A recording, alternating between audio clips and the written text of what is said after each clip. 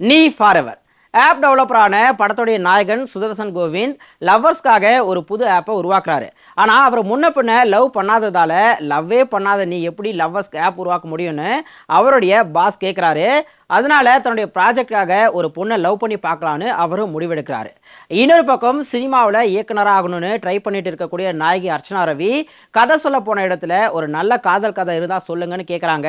So தன்னுடைய cinema கதைக்காக dating ஆப்பில் நாயகனை பார்த்து அவரை லவ் பண்ணுற மாதிரி நடித்து தன்னுடைய படத்துக்கான கதையை ரெடி பண்ணுறாங்க.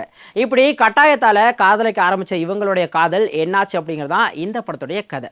நாயகன் சுதர்சன் கோவிந்த் அறிமுக படமாக இருந்தாலும் குறையில்லாத நடிப்பை கொடுத்துருக்காரு. பட் எமோஷனல் சீன்ஸில் இன்னும் கொஞ்சம் முயற்சி பண்ணியிருக்கலாம். நாயகி அர்ச்சனா ரவி தன்னுடைய அழகை போலவே நடிப்பிலையும் கவர்ந்து இழுத்துருக்காங்க. பெற்றோர் இல்லாமல் தனிமையை ஃபீல் பண்ணுறது, இதுதான் அன்பா அப்படின்னு பாசத்துக்கு இயங்குற பொண்ணா நல்ல நடிப்பு கொடுத்துருக்காங்க. பிரதோஷ், நோபல் ஜேம்ஸ், ஹீரோவுடைய அம்மாவை நடித்தவங்க அண்ட் ஹீரோயினோட ஃப்ரெண்டுன்னு எல்லாருமே படத்துக்கு தேவையான நடிப்பை கொடுத்துருக்காங்க. ஒய்ஜி மகேந்திரன் அண்ட் நிழல்கள் ரவி ரெண்டு பேருமே தங்களுடைய அனுபவ நடிப்பை கொடுத்துருக்காங்க. அஸ்வின் அஹ்மத் இசையில் பாடல்கள் அண்ட் பின்னணி இசை ரெண்டுமே நல்லா இருக்கு. ராஜா பட்டாச்சாரி ஒளிப்பதிவு சென்னை சிட்டி அண்ட் பொள்ளாச்சியோடைய அழகை கலர்ஃபுல்லாக காட்சிப்படுத்தி இருக்கு. எழுதி இயக்கி இருக்கக்கூடிய அசோக்குமார் கலைவாணி இன்றைய ஜென்சி தலைமுறையினர் காதல் அன்பு அப்படிங்கிறத ஜஸ்ட் லைக் தட்னு எடுத்துக்கிறாங்க. ஆனால் அது கிடைக்காதவங்களுக்கு தான் அதோட அருமை புரியும் அப்படிங்கிறத அழகாக சொல்ல நினைச்சிருக்காரு இயக்குனர்.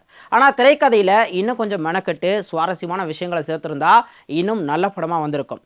மொத்தத்தில் நீ ஃபாரெவர் லவ் ஃபாரெவர்.